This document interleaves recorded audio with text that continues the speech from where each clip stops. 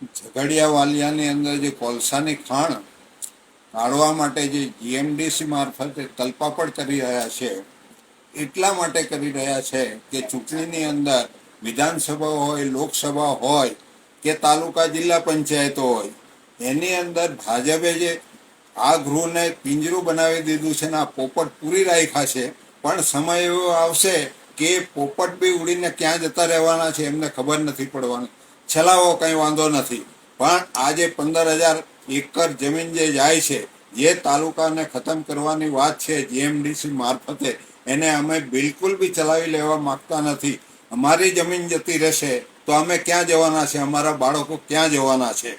કોઈ દિવસ આ પોપટો કોઈ દિવસ આ જમીન માટે વાત નથી કરતા. એવા જે પાર્ટી છે એ પાર્ટીઓને લોકોએ પોતાની પાર્ટી નહીં માનવી જોઈએ, દુશ્મન પાર્ટી માનવી જોઈએ.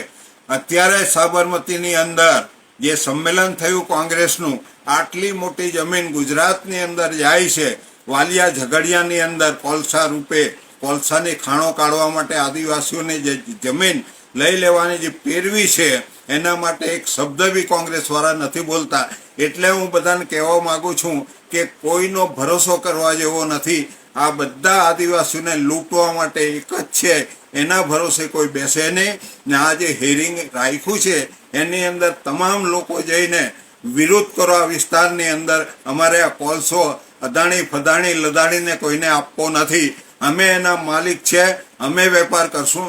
તમે કોણ છે આવા લોકોને અહીં આગળ લાવીને આ ધંધો કરાવવાવાળા? એટલી વાત હું કરવા માંગીશ.